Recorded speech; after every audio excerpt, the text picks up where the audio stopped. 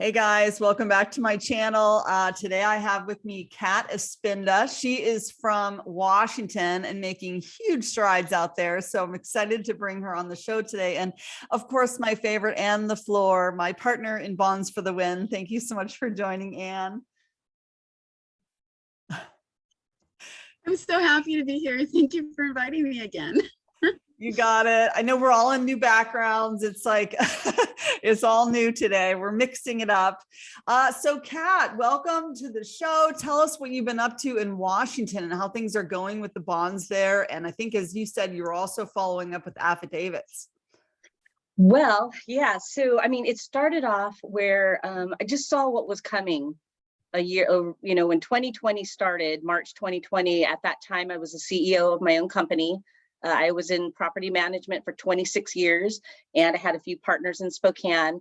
And just with everything coming up, I knew that there wasn't really anyone here that I could see that would be fighting for the children with all of these things going on. Mm-hmm. So it took me 8 months to sell my portion of the business to my business partners so that I could get into the fight full time, because there was no way I was working, 60, 70 hours a week. There's no way I could have done what I'm doing right now. But started off where the reason I got into it also is because my son, who was going into the 9th grade at a Christian private school, would not be allowed in the first day because he would not put a mask on. And being that I retired, I was able to stand behind that decision. I gave him the 100% decision to do that, and he made the decision to stand. So we were the only ones that stood the first day. I was really surprised that after 9 years, he was on the football team, on the worship team, at his, he's a really good singer. What grade? He was going into the 9th grade. Okay. He was on the football team, very well liked by his peers and his teachers and the faculty. And unless we signed a contract to make sure he put a mask on the first day, they would not let him in. So that was the beginning of our journey. And we spent 2 full months every single morning protesting. And it was really interesting because it's a Christian school. My son got flipped off, he got yelled at, and he's like, Mom. And so I didn't really know how I was going to begin my fight. I started doing the protesting. I created 90 Telegram channels for every single school in our area, including 2 different counties. So got the schools set up, and that's kind of been my voice piece to put truth and information out. And I purchased 300 signs to go all over around town to let people know about the Telegram channels. So then parents started to sign up. And when they did that, and I'm the admin, people started to get involved. But there's just a lot of people that are sleepy, super, super sleepy in this area.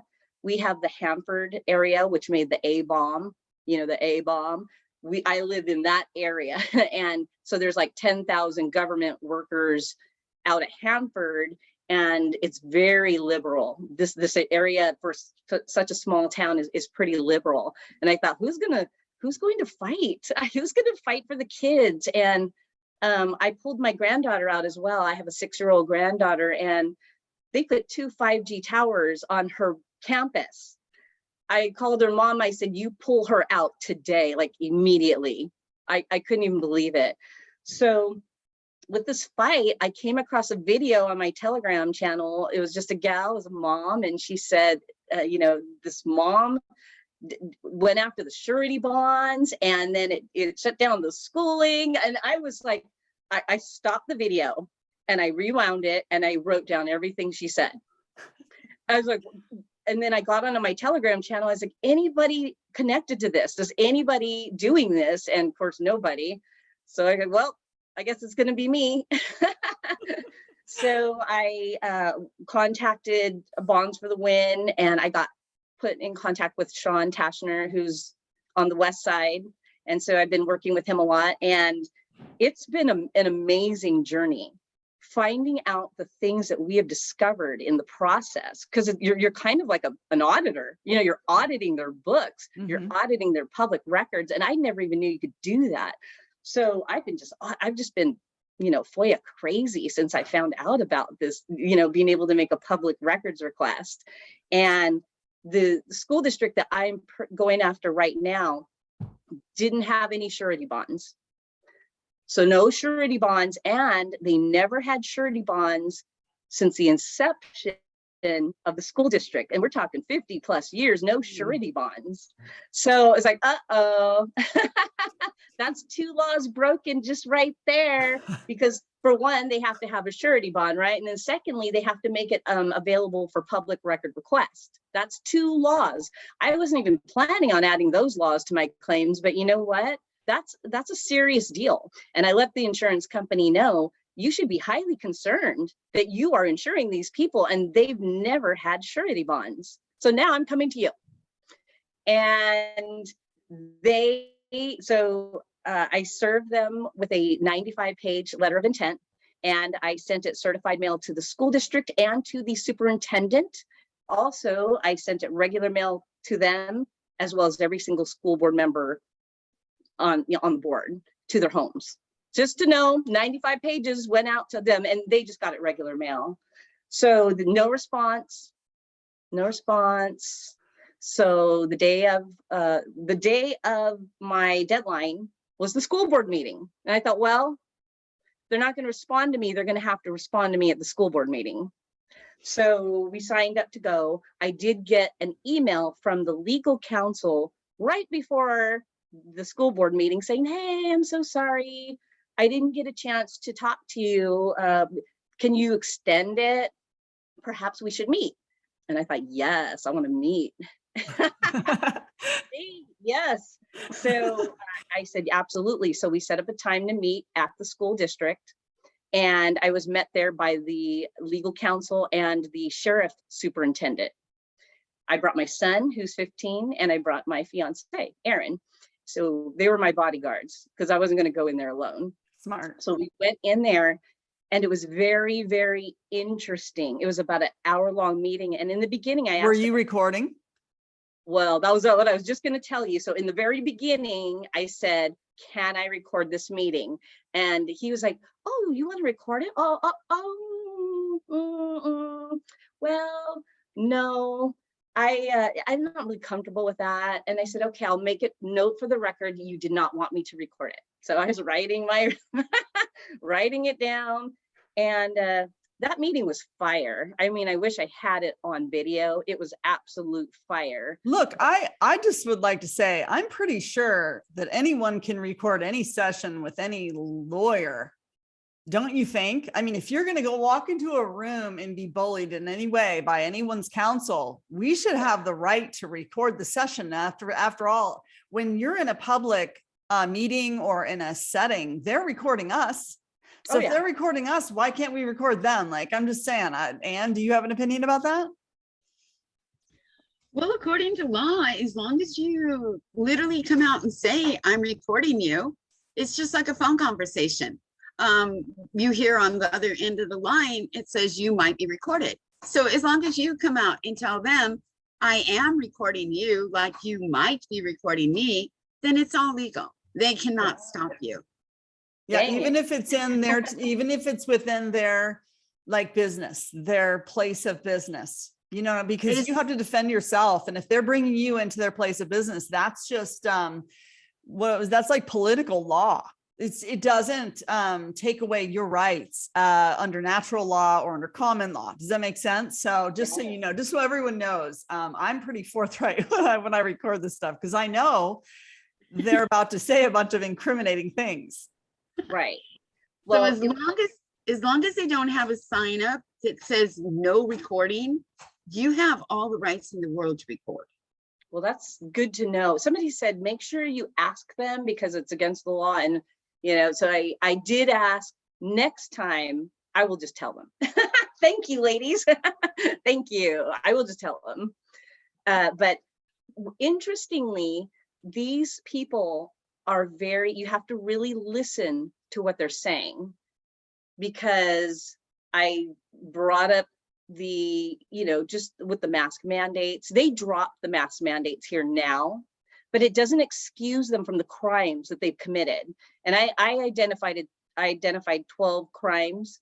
2 of those were the first ones I told you, and I could have done 12 more, but for the sake of getting it done, I went ahead and I did that. And it was 95 pages after all of my exhibits. And, it was really interesting what he said. He said, "Can I have 2 minutes of your time?" Like, yeah, that's why I'm here. And he tried to say, we think more alike than you think. We actually believe that parents should have the choice. So we're really hoping that the governor doesn't mandate the masks. And then he just stopped right there. And I said, so what you're saying is, if they mandate it, you're going to follow it. And then I just stopped there. And he tried to kind of divert from that. These people don't even know what laws are versus mandates. And I know you ladies full on know this, but he didn't know the difference. He said, well, we could agree to disagree on the definition of a mandate. It's like, no, we can't. You go look it up. I just read it this morning. I said, you are the legal counsel here, and you guys have committed crimes. And I'm warning you, we will come back. We will come after you. Do not mask our children again. I was very forward. Okay. These people. Okay. And then he proceeded to tell me things about family members that he has that are suffering too. But it's the law. They keep saying that it's the law. I want to be clear about something, because I've been researching this a lot. Okay. I hope this has started to clear things up for me, and I hope this clears things up for the audience as well. So I've been watching, and I'll link this below, this whole documentary on the law, right? And there's all these law forms, and they all trump each other. So it starts with nature's law or God's law, natural law. Then you have commerce law, then you have common law, then you have statutory law, which is like the federal laws. Then you have political law. And that's what these people are part of. They're part of a political they're sub corporations. They're not even corporations. They're literally just political sub parties. And political law, a good example of that is like the law on a soccer field. It's like, when you go out and you play soccer, you have to follow these certain rules, but can you go murder someone? No, because that would break natural law. So you see how they trump, right? And then they flipped them. It's as if they flipped them to make us think that political law is above natural law, and that we can mask your children and we can force you to get the thing, you know what I mean? And doesn't matter if you don't have free will. You have no free will. You have no choice of, even if there's, just saying, fetal tissue, okay, which would make me an accomplice to murder. Mm-hmm. Hello, I think we've completely flipped the laws, and then they gray it all out so that no one knows the difference between political law and nature's law. And it's an opinion. It's not an opinion. It's fact. It's fact. Very straightforward. Absolutely. Yeah. Yeah. No. It's been great. And so since the first, so I had that board meeting with them. And I was able to get that. So I did go to the board meeting and speak. They didn't know my face. They didn't know my name. They'd never heard of me, because I've been a businesswoman for 26 years. I didn't have time to even take my kids to field trips. I was so thick in the matrix. I was the consumer. I had the Mercedes, I was buying all the new stuff. This was a common thing for me, even though I became a Christian at 19. And I think that's what saved me, just that I don't watch a lot of TV and movies. There's so much brainwashing that goes in those things. And so, I met with them, went to the board. I was able to speak to them directly, and I called for the superintendent's resignation. But this last time, the board meeting was a lot spicier, and they didn't let me speak. They saw me there. I was in the second row, and they are hiding the fact that I have a $12 million tort claim against them. The Tri-City Herald, which is fake news here in my local town, has had my story for almost 2.5 months, but they will not report it. I was at court today supporting the board members that are fighting for the kids, and that reporter was there. So when I saw him in the court pews, I sat where he couldn't pass me without passing me.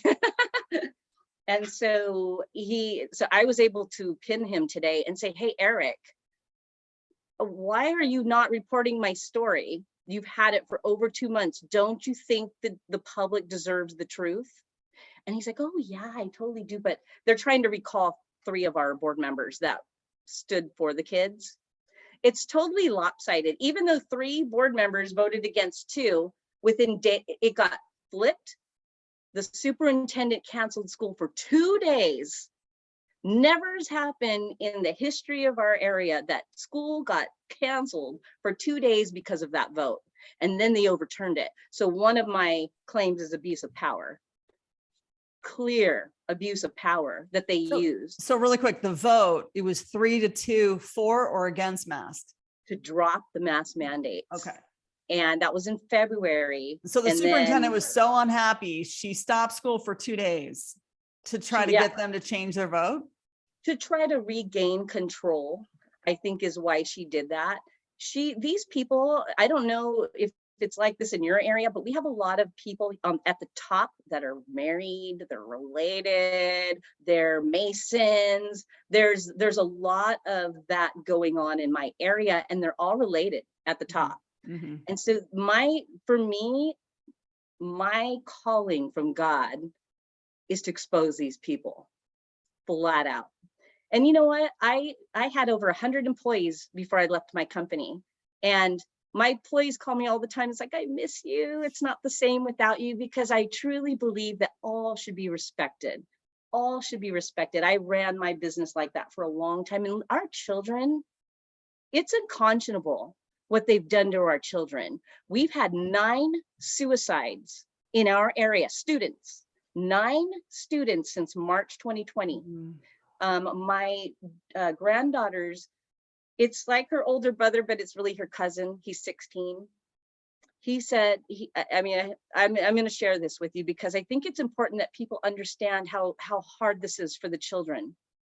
But my granddaughter's cousin, who she considers her older brother, 16, he told his mom, if you don't take me out of school right now, you're going to find me swinging or hanging on the swing set outside.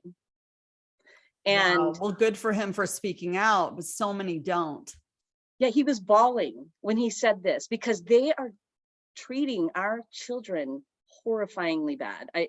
Yelling through the masks, just bad. And I love kids. Teenagers, I get along really, really good with teenagers. We click, and to hear the stories from the teenagers and even the kids, the kids see it. The kids, they're smart. They know this is a hoax. Yeah. And I think, the high school students are so much braver to speak out. And as a matter of fact, here in Scottsdale, in the high schools, they weren't masking them, but they were in the younger schools, middle and elementary, because they know they can get away with manipulating the kids at a younger age. And the trauma that the younger kids are facing. Yeah, I literally pulled my daughter from school at 6th grade, mainly because she had 2 friends that were becoming highly suicidal, and they were blaming her, and she was having to become somewhat of like a full-time counselor. And I'm not saying that I didn't want to pull her, and I wanted to help the little child, but at the same time, I'm not familiar with the families and so on. So it was like, I've got to stop this. We've got to take a national stand against this activity. People don't, so many of the adults didn't have to wear masks night and day. All day for 2 years straight. Are they still wearing masks now, or what's the status now? So because we have been pushing as hard as we have, of course, the people are on the ground at the school districts. They're the ones taking all the heat. You got Chris Reichel, and you've got the people in the Seattle area. They're hearing from the people. The people are starting to stand up. It's been really slow. I was thinking people would open their eyes quicker. Mm-hmm. It's really been a process, but I think it's really because so many people like me and people like you and people, the parents, they lifted the mask. I think it was the end of March, but we know where this is going. you know, they've already talked about summer having more mandates, and Washington State, it's very, very liberal here. And when I first moved here in the 90s, it was very conservative, actually. And we had nice blue skies. We actually had 300 sunny days a year in my area when I first moved here. For got 10 years, I would think we had blue sunny skies. They advertised that way on the Chamber of Commerce, but now it's just chemtrail filled.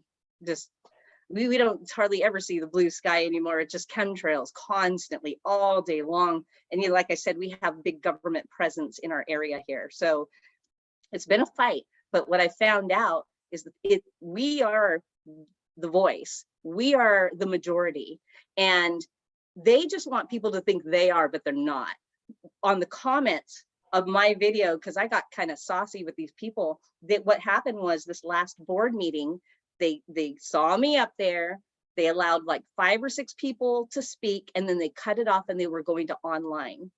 Now there were 10 parents behind me still waiting to speak.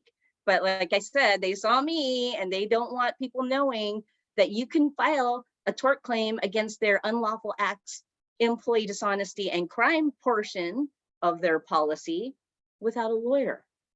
The lawyers are obviously a part of the system, because I can't find one lawyer to represent me and my son. You know, nobody would represent us. I spent months and months trying to find representation, and I don't need it. That's the great thing. I don't need it. And it's because of you ladies. I'm so thankful that we're finding our peoples. We have to do everything we can. I'm going to be a warrior when it comes to these kids. They're, you know, they all know who I am now. Right. How did you learn about the tort? And when did you start researching that? Just out of curiosity.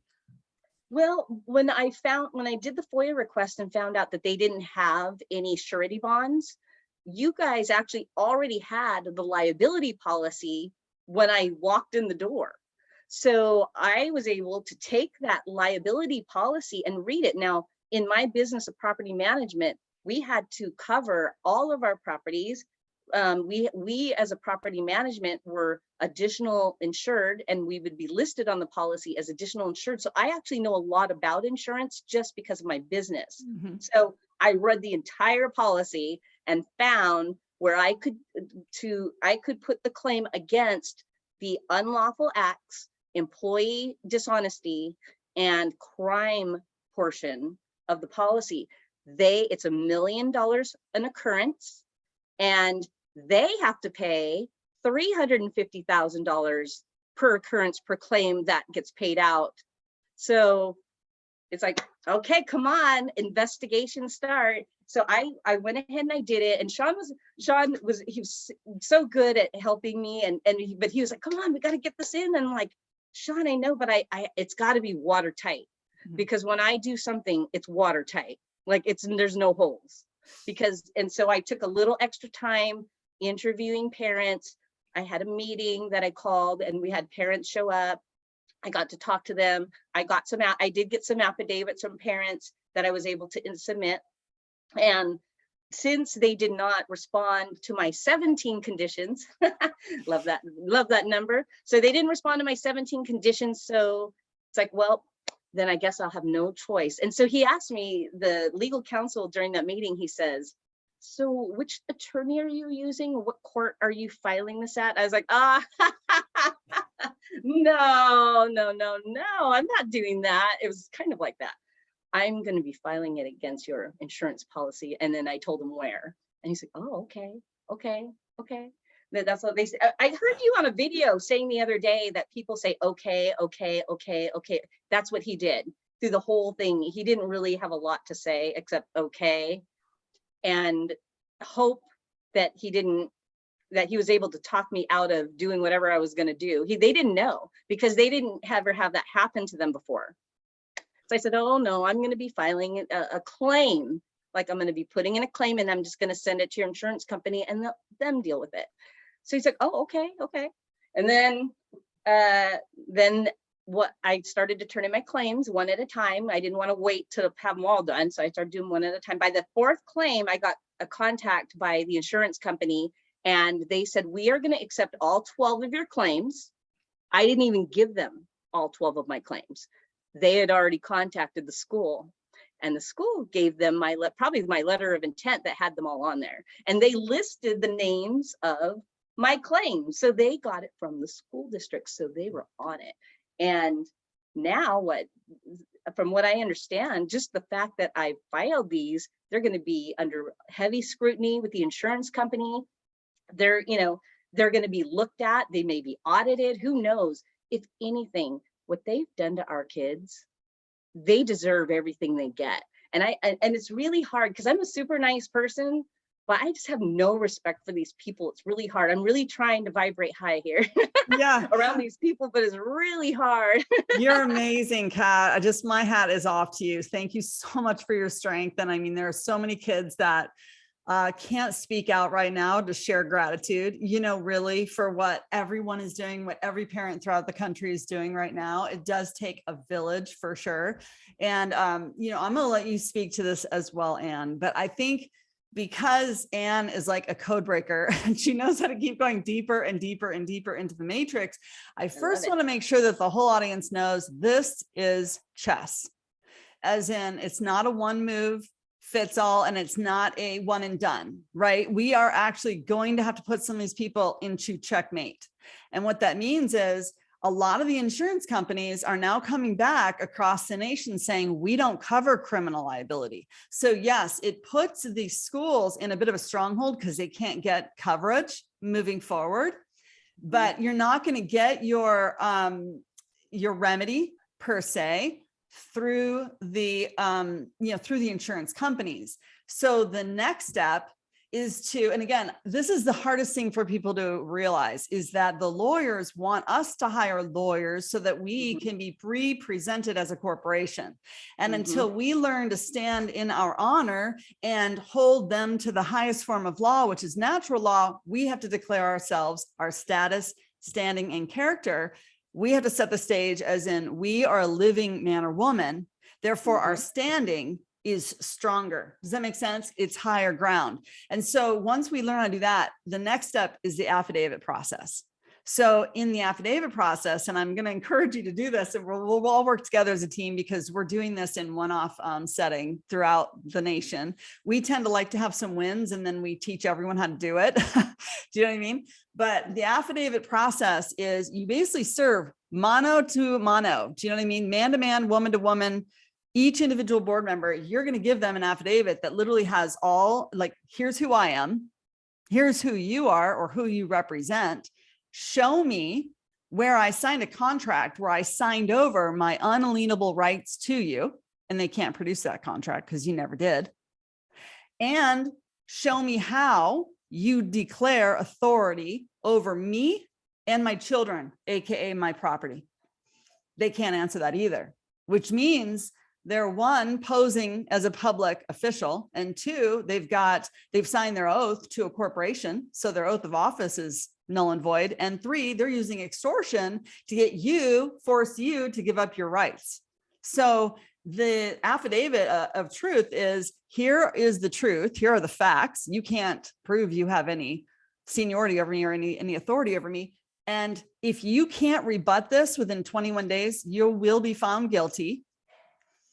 And so you give them the maxims of law, and then you give them a true bill. So in the true bill, they're being billed for $500,000. And this is a personal liability, $500,000. But you always have to give them an out because that's the honorable way. So in this affidavit, important. Right. In this affidavit, we are giving them three options. One, resign, as in take yourself off the board. Option two is sign an oath to we the people and get a surety bond to we the people, meaning we carry the surety over your role as a public servant. Or three, roll the deck. See if you can't find people to help support you in this personal liability claim. Let it roll, right? So then if they don't do anything, you give them another option. So step two, second letter, you give them another option to cure. In other words, you're notifying them, hey, you only have 7 more days. This is your notice to cure. If they don't respond, they are deemed guilty.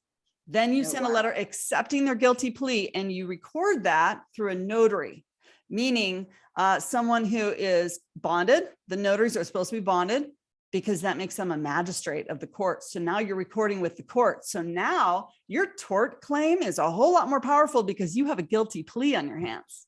That's awesome, actually. You give them a 90-day, a 60-day, a 30-day notice. If they still don't pay, you actually have to put them in checkmate by putting a lien out on their house. Wow. If they still don't give you the home and you don't have a sheriff to help you acquire their personal property, you just have to know that now you're looking for a Title III or no, Article 3 common law court. And those are popping up left and right. There will be remedy very soon. People have to understand it's coming, but we first have to break down the legal system. We first have to stand on our own as a living woman and declare and decree our rights, because we've never ever signed any contract to give up those rights with 2 legal, witnesses. So every single contract you may have ever signed with that school, unless they have a fingerprint from you and 2 legal witnesses, you did not agree or consent to give up your inalienable rights. So I want everyone to know that the next step, we're going to have to get a whole lot more aggressive. People are going to have to get a whole lot more brave. And that is to say, each individual person, even teachers or principals or superintendents that are hurting our children, it's going to be time that we have to walk in honor and stand up. What do you think, Anne?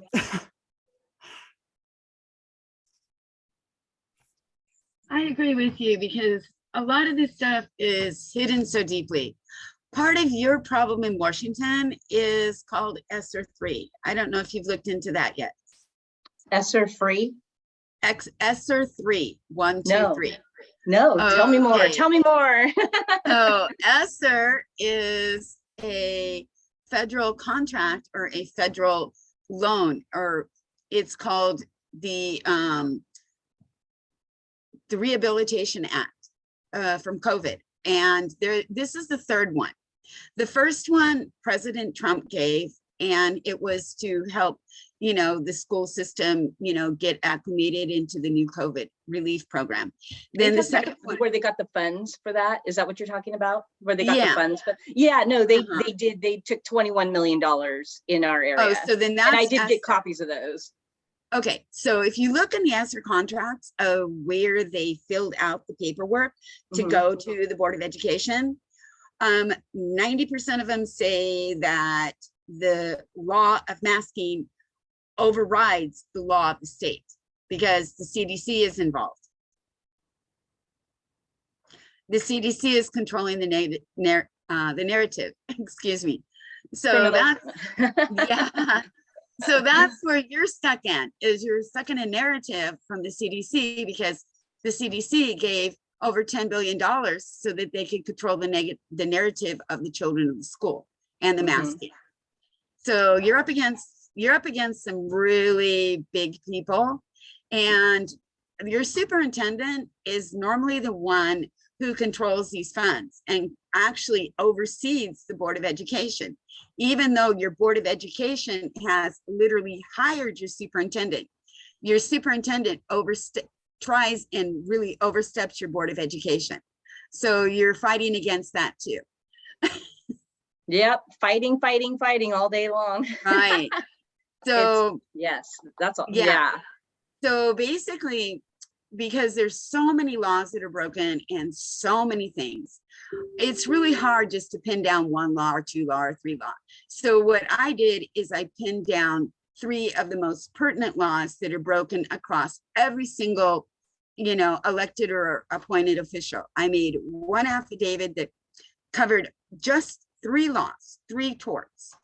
That literally would take down all the governments using 3 torts, or it would force them into submission of taking a new oath of office.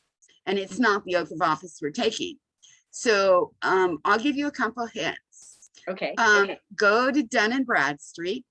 It's a website. Yeah. You're familiar with that. Yes. Yeah. Dun & Bradstreet. Put in State of Washington. And look how many corporations are under the state of Washington. Also put in your town, the name of your town. Look how many corporations are in your town. So every single government body is a corporation. They're all incorporated. And your school boards are incorporated too. Oh yeah, well, that was why I retired, because I was obviously connected to a corporation. And, you know, when it's so funny now that I've removed myself from the corporation, it's like I see twice as clearly than I did before I was in the corporation, because the government is obviously using the corporations to do all their dirty work. Mhm. And so, and people don't even realize it. They're just following along. Well, it's mind And control and it's coercion. And we need to put our kids in school. And I mean, I hate to say it, but there's 50 million children in the school systems. For all the people out there that are like, no, the only answer is homeschool. It's like, well, or the answer is to stand up. We don't need to fight. We just need to stand up in honor and take care of our kingdom, handle our paperwork, because peasants sue and beg and you know, worship their authorities, but kings record. They record, they handle their paperwork, they know their rights, they set the rest straight. And it doesn't take but like 2 to 4 parents per district to do this. But we have to make examples of people. We have to start expecting our servants to have a heart of a servant, you know, and to actually have a certain set of requirements to make them DEJOUR, make them truthful, make them, you know, make them responsible to us, as in we have to demand an oath of office to we the people. And it's our fault we let it get so out of control. Let's just be honest. It's our fault. Just like you said, I was wrapped up in the matrix. I was running my business. I was over here focused on trying to, you know, prove my way in life. But now I'm like, no, that's not what was even important to begin with. What's important is our freedom and I have nothing if I don't have my freedom. that's exactly what I told I had 2 business partners, and it was in January of 2021. I had to have a meeting with them and sit them down. And I've known these, you know, they're good friends. We started our company together. It went from 6 employees to 112 before I left. Congrats, by the way. That's amazing. Thank you. But you know, I wasn't rich by any means. You know, we only owned the company for 7 years, and before that, we both worked at companies that were the same companies. Mm-hmm. But I had to sit them down and just say it was hard because all I've known is working my whole life, and to step out into something like that, it was a big deal. But when I became a Christian at 19, faith became real easy for me. It was just, well, you're supposed to not worry, so I'm not going to worry. Or you're supposed to not worry about finances because God's going to take care of you. Not that you're not working, right? So like things just always came naturally, you know, I always got promoted, always went up the ladder, the corporate ladder. And it's the law of attraction. Yeah, you're just riding the wave. I'm riding the wave. Yeah. And then I became I became one of the biggest regional managers for my last company in the whole country before I left. So, you know, it was one of those things where for me, I'm going to succeed. And, you know, and all of my employees are like, oh no, Kat's coming. They're like, and not in a bad way, in a raw. I've always taken care of my people. When you're genuine, when you take care of people, they take care of you. And that's something that I learned very early, because I was not treated well as an employee for many years. And I thought, gosh, you know, if I ever become a boss, I'm going to do better, you know. I think women make really good bosses, actually. I think people don't give women enough credit. We tend to be much more assuring. We're more just supportive. We try to, we're sympathetic. We tend to really like to foster like an environment where we're motivating people and they feel empowered to do their work.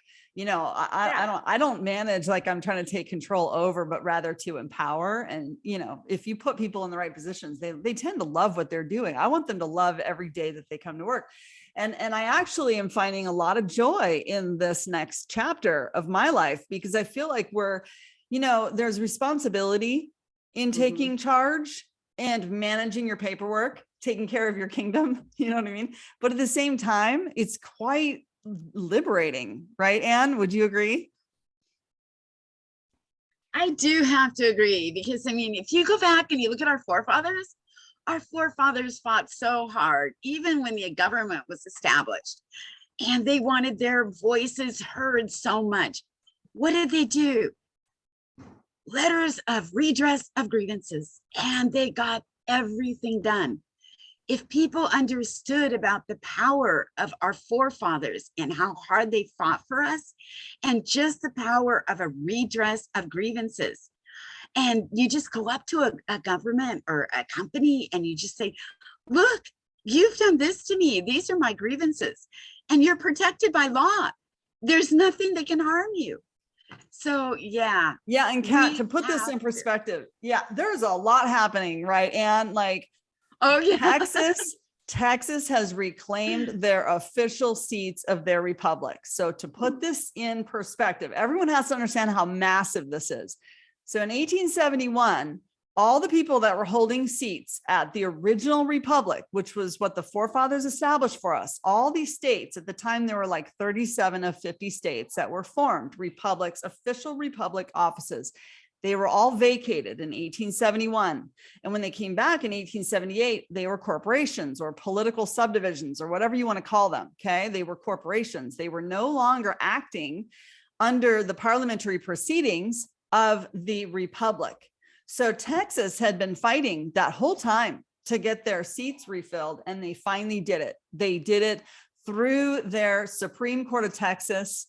And so now they are officially reforming their de jure sheriffs, their de jure political parties. They're about to set up a fair and safe election. They're bringing back the land patents to the people, so then the people can become electors again.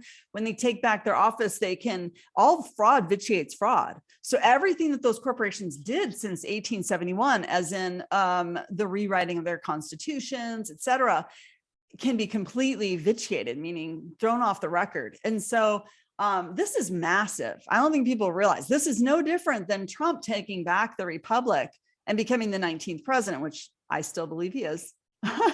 And, come on. and I think what he's actually doing, if I'm just being honest, I think he's waiting for the people to reclaim their territory, because he can only act on behalf of the foreign affairs for the United States, the original republic for the United States. So we are actually required, because we're landowners, to take back our own republics. And so what I'm trying to get at here, guys, is that they are starting to form Article 3 common law courts, where you're going to finally get remedy by lawyers willing to work, not lawyers, but courts willing to do official trial by jury or trial by peers. Okay. Not trial by jury, but trial by peers. And they're forming grand juries. And so there's nothing that can stop what's coming. That's why. And then I want people to know, when you follow this affidavit process and you give them this true bill, it's also another, there's a lot of words for it, but another one is a notice of claim. When you give them the true bill and you accept their guilty plea and you record it through a notary through the court, as in a magistrate, you actually can get your grievance paid for over 99 years. Wow. Yeah. So I say stack it up. I mean, we need to let them all know. And I feel like everyone needs to have an opportunity to cure, meaning give them the high road, give them choices. I mean, I truly believe that the white hats have given some of these people choices. That's why so many people have resigned. They're like, okay, I'm out. Thanks for the free pass. And I'm okay with giving people a free pass. You know what I mean? But we also need to hold each of the cities, counties, and states to court, meaning they need to actually be functioning as a republic, not as a corporation, not as a political subdivision, not with fake made up laws. So I wanted to add to that. So I'm working with the group here in Washington State, and I'm going to be the coordinator for the Benton County Juror Assemblies here in my area.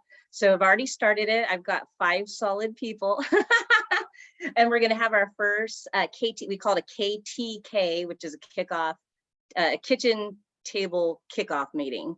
And we have somebody who's already really schooled in common law and who's going to come down here, and we're inviting a bunch of people. I have a nice venue set up, but it's really about teaching people how to reclaim their life, their sovereignty piece by piece. And we want to do that exact same thing here, because we don't have justice here. And even like, for instance, in my town that I live in, we have 8 cops for 88,000 people.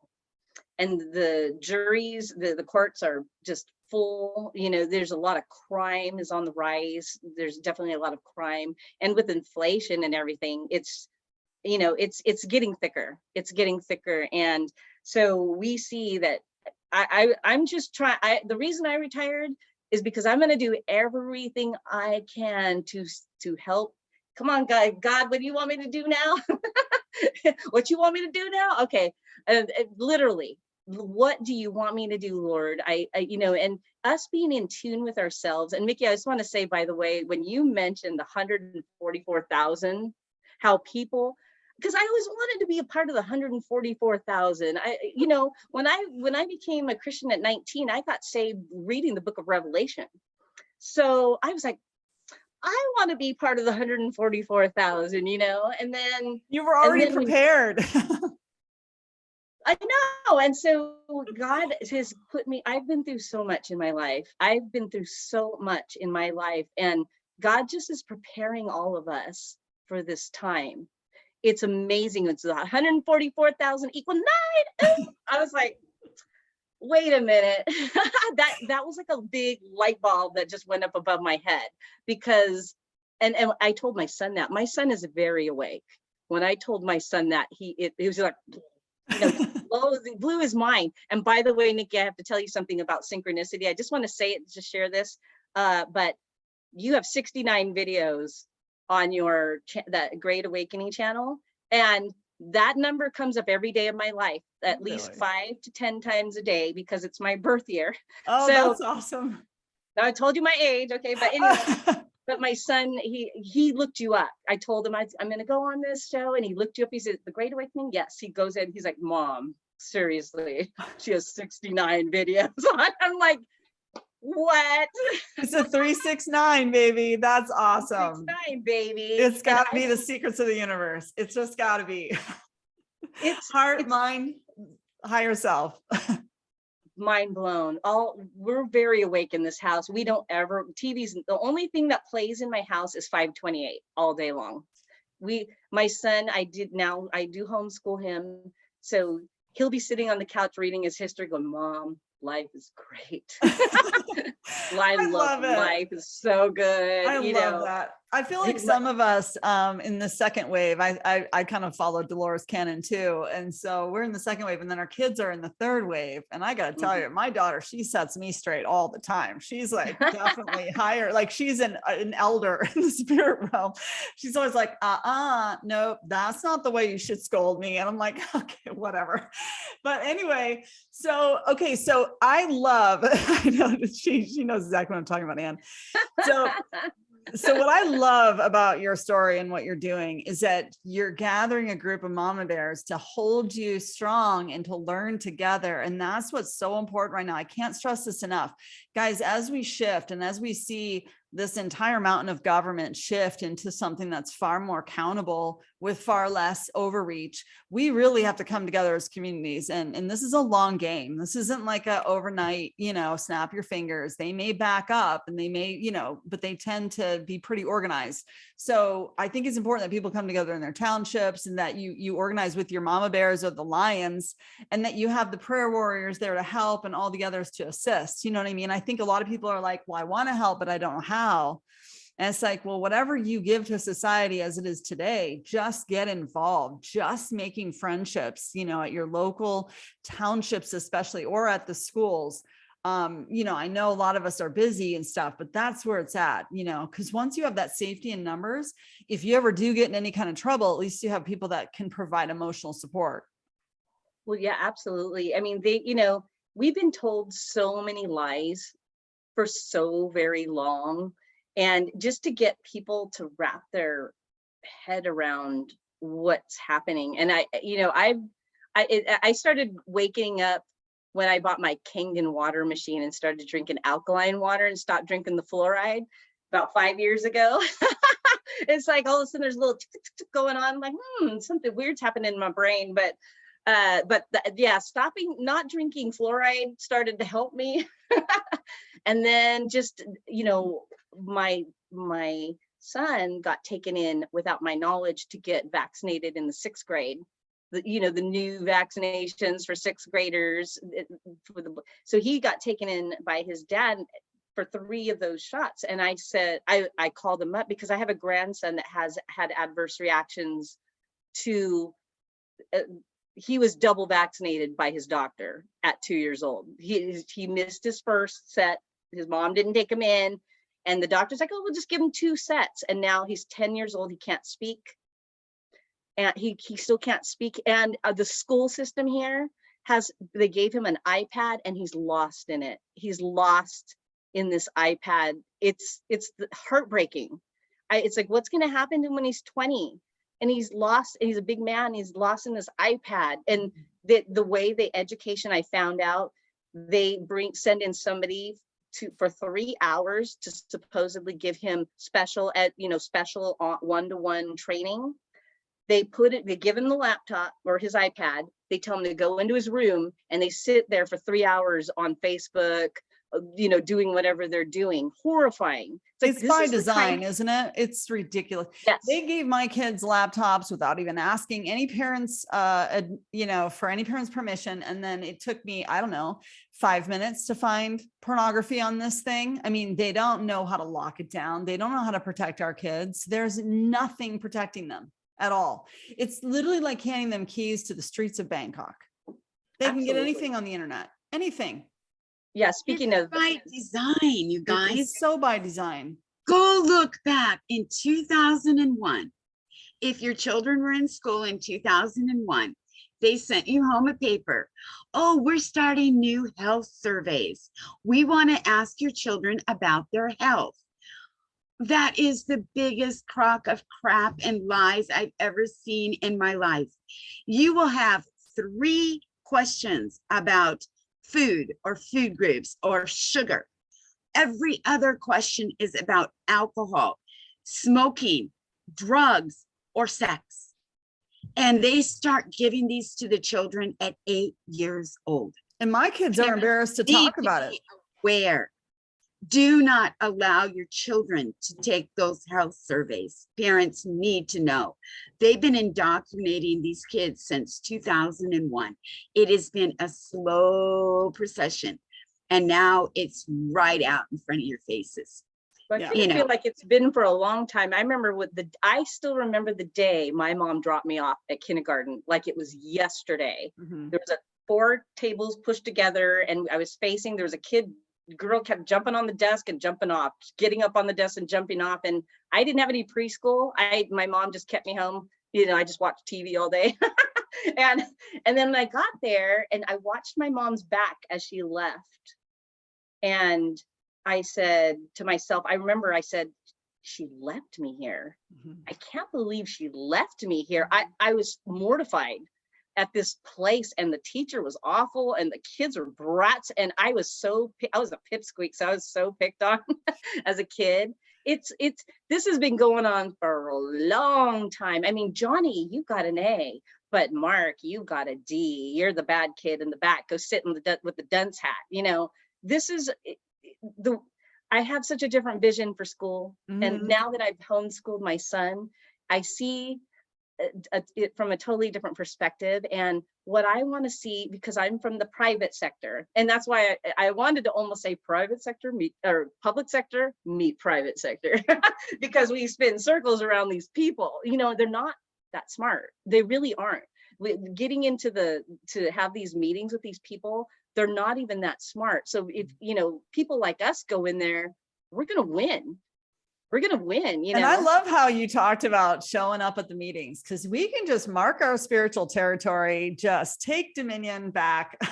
We have to do what's right. And when you're presenting a positive outcome, people are far more likely to gravitate to that outcome, even if it comes with a little bit of, contentious choices, as in, unfortunately, we do have to serve these people. And unfortunately, we do have to let them know these are your options. And in a sense, we're waking them up as we do that. That's the goal, is to break them free from their hypnosis and bring them back into, I don't know, maybe even divine balance within themselves, right? So that they're not enforcing something that they might not even be sleeping well at night enforcing.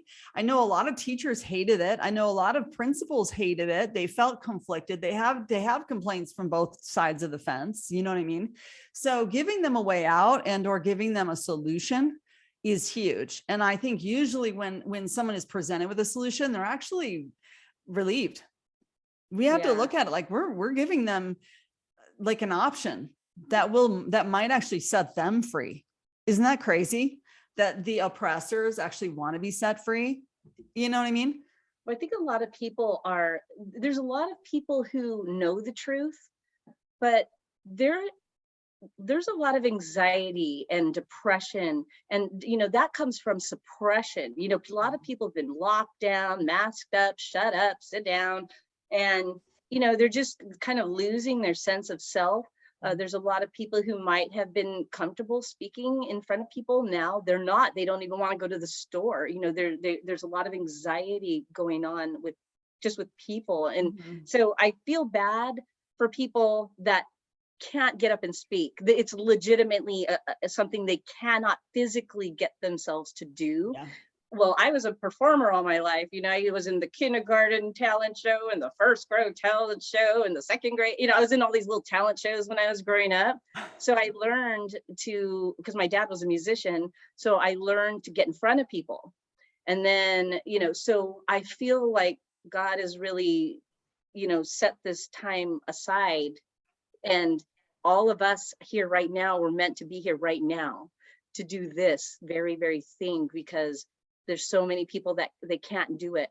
They cannot physically do it, but we can. I have no, I'll walk in like, hey, I'll walk in by myself. I don't care. You want to talk to me? Talk to me. I love you. Well, thank you so much, Kat, for joining us today and for sharing this with our audience. I got to tell you, power to you, power to all the parents. Come together. Be motivated by those that are going to be outspoken within your communities, and gosh, just power to you. I am so proud of you. Keep us posted on how things go, and maybe we can do a follow-up in a month or so to let everyone know, what next steps you're taking and stuff like that. And also feel free to reach out to us at any time. We're here to support you. Okay, that sounds good. You ladies are amazing.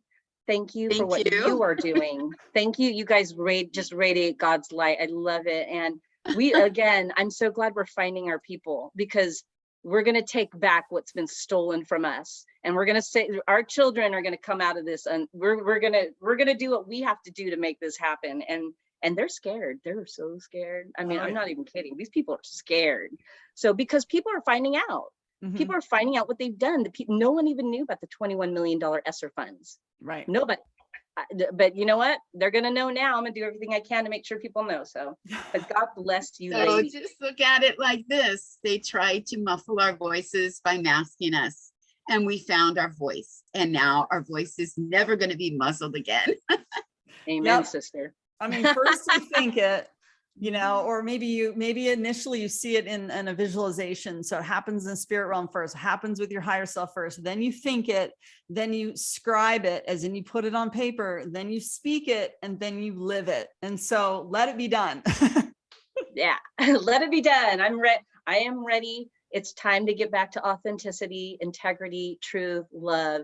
I'm super excited about the new earth. I'm excited for what's coming, and let's do it. Let's make it happen. We're ready. I'm ready. We're ready. Stand in the truth. And that's the whole thing. If we stand in the truth, we don't have to be worrying about anything, because I truly believe God is protecting us during this time.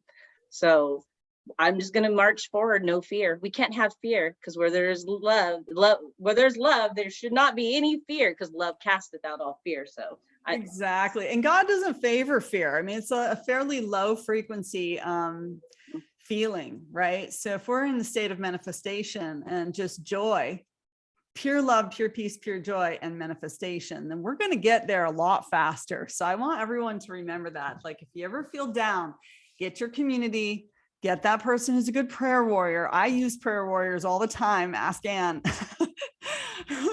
So, I'm not shy. I'll ask for what I need, as far as courage and strength. And also for people to remember, this is, you can, if you can't do it effortlessly, you shouldn't do it at all. Meaning, if you feel like you're forcing yourself to do something, it's not time for you. Right. If you feel like you're in the flow and you feel like God's speaking to you and it's time, then do it. But no pressure, just because there's people that are strong and they're going to push through, like Kat, and she's going to break a few barriers. And then it's easier and easier and easier for the next and the next wave, That's right. That's right. God only gives us as much as we can handle at the time that we're doing it. Exactly. He doesn't give us more. Exactly. And as chess, remember, there's a lot of us on the board. So sit back, let some other people move. You know what I mean? Watch their That's right. moves. Keep getting smarter. Everything you can learn at this point in time will help you play the game even better. That's what we're doing. It's about right now opening eyes, educating people, and letting them know how badly we've been stolen from and lied to. It's like I said earlier, it's just unconscionable what we've gone through. And I'm excited. I'm excited for what's coming, but we have to survive this. So, and we will. We will survive it. We have Yes, to we will. unwind the history to see what they did so we can break it so they can't keep doing it. That's all we have to do. Eyes open forever. Yep. And you know what, my son, he can speak very intelligently about masks, about anything else. There's nothing we can do. There's nothing better than we can do than to teach our children how to fight and stand up for their rights and their freedoms. And so this is where we start. Let's pioneer this. And I just, again, thank you, ladies. Thank you, because I would have not done this at all if it was not for you ladies. I would probably still be out there protesting, not knowing what to do. I don't know what to do. Awesome. Thank you so much for sharing your story, Kat. I'm so proud of you. Keep it up. I'm so glad we inspired you. I really am. It was you ladies. Thank you. You did it. You did. All right, you guys. Well, have an amazing afternoon. We'll talk again very soon. Okay, Kat? Okay. Take care. God bless you, ladies. Bye. Bye-bye. Bye.